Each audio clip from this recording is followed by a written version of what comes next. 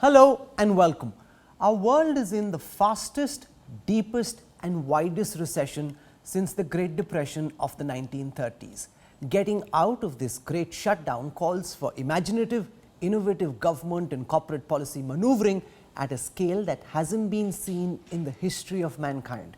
Making sense of the collapsing world around us requires deep thinking and rigorous analysis, which goes way beyond any established policy framework. My guest today is the world's best known business commentator, the legendary editor of the Financial Times Daily, Mr. Martin Wolf. The smartest business executives globally listen intently to every word that comes out of his mouth and every article he pens to draw meaning in a rapidly changing world. I am delighted and privileged to introduce to this India Today e-conclave session the Chief Economics Editor of the Financial Times, Mr. Martin Wolf. Mr. Wolf, welcome. Thank you very much. Pleasure. You wrote a book on the last financial crisis, which was called The Shift and the Shocks. How does this crisis compare in its intensity with what you've studied going back in time? So it's fundamentally different in its origin and nature. This is very important to understand, and this should shape the way it evolves.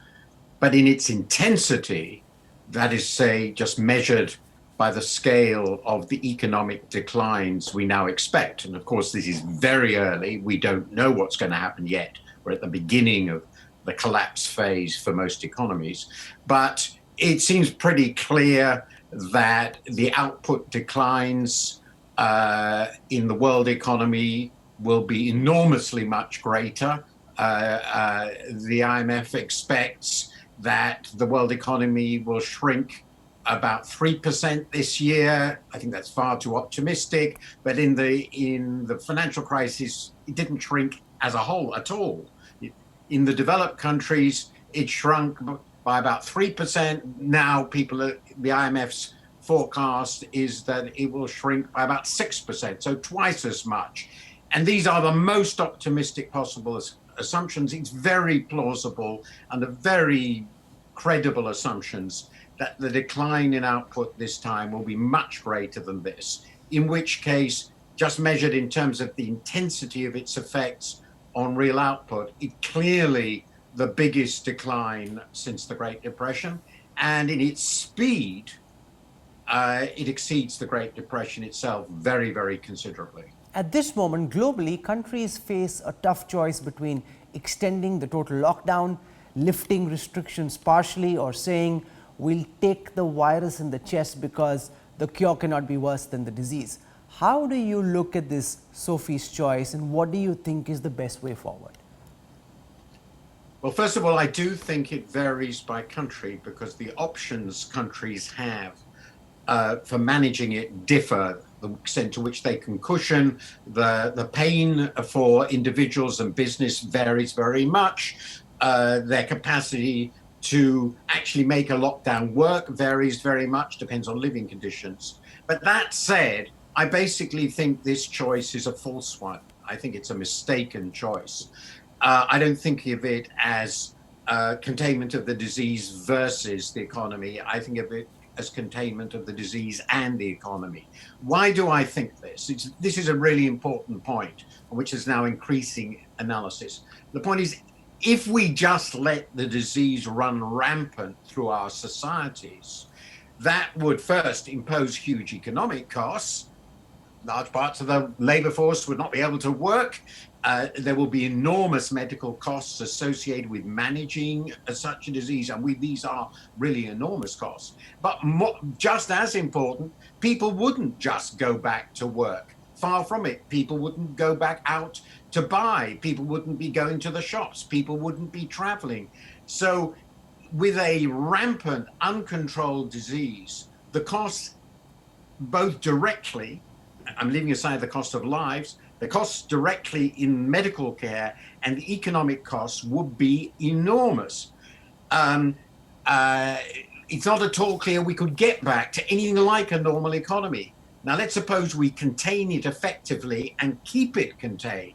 over, let's say we have 2 months of shutdown, lockdown, whatever you call it, then we have effective policy, which not all countries can do, of testing, tracing, quarantine, so the disease remains very subdued or even eliminated in society, as in South Korea, then the economy can go fairly well back to normal, leaving aside the international problems we have anyway. So my view is that this is a false choice, that provided you can make the shutdowns or lockdowns really work to contain the disease and keep it contained, that's the best policy medically, and it's also the best policy for the economy. In an article you wrote recently for the Financial Times, you said that desperate times call for desperate measures.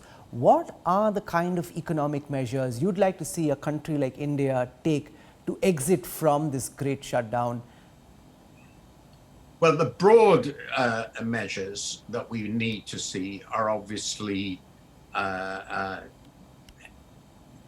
twofold, perhaps threefold. First, but perhaps it's best to break it down into two. First, you have to use all the medical resources you have and that you can create to deal with the medical side of the disease.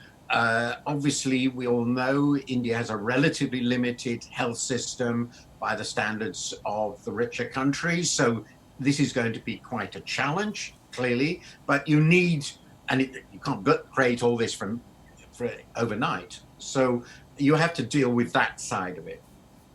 And then you have to protect people who are dramatically affected and damaged. Their livelihoods are removed from them in the economy from the consequences. And again, in the developed world now, rightly, we have put in place enormously expensive policies to support people's incomes while they're not working, to keep people attached to their employer by paying for short-time work or furloughed workers, and of course support to companies so they survive. That is essentially aimed at ensuring that people's welfare continues to be supported. They can continue to live, buy food, or pay rent, all these other things, and that there is an economy to go back to. That's what you want to do. This is enormously expensive, and we expect fiscal deficits in the developed world. In my view, they're going to go to 10% of GDP or well over. Public debt will rise enormously, and we have to accept that. I actually believe that India does have the room very substantially to expand its fiscal deficits in this crisis. India's public finances are largely, almost entirely, self-financed by Indians themselves, and I think India needs to run a very large fiscal deficit. But clearly, the capacity of India to do the same for its huge population as, say, Britain or Germany is able to do is smaller, and they're much more painful choices for the government to make. Now, virtually every sector of the Indian economy has been hard hit by the pandemic crisis. Corporates after corporates are seeking bailouts and financial stimulus. As you mentioned, government resources are stretched and they are limited. How would you advocate the Indian government distribute its limited resources at a time when every sector is clamoring for help? Well, I suppose my view is if the Indian government has made the fundamental decision that it must contain the pandemic, that it must essentially suppress the pandemic. This is an immensely heroic decision to take in a country of the complexity and scale of India. But if you've made that decision, the necessary condition for making that work at all is that you support the people's livelihood. If people can't go out to work, all the people who used to work in the informal economy all over the country, they can't be expected to stay home and starve to death. They have to live off something. So it seems to me the first priority is to support the living standards of the people. The second thing, obviously, is to support companies. I mean, my own view in India would be, because in any case this doesn't work very well, put a halt on all bankruptcy proceedings, all that basically has to be forgotten. Companies must be supported, and the government should encourage, probably through guarantees of some kind, perhaps very large ones, banks to continue to support companies, to continue to give them the money they need to buy the essential requirements of continued functioning where they can function at all, through the crisis, on the assumption it's not going to be too long. At the end of this, there will be some businesses which will have been completely devastated because they will have actually no customers at all for a long period. I'm thinking of the tourism industry. I think at the end of this, what the government will have to do is look at those industries, perhaps in the process, and see what sort of bailouts are appropriate, or whether there has to be a debt restructuring and how the debt restructuring has to be done. But I think the essential requirements are supporting the living standards of the people and making sure that there is enough finance to keep what look like basically in normal circumstances viable businesses afloat till the reckoning, when the economy starts to come back and we can start to see what sort of damage there is.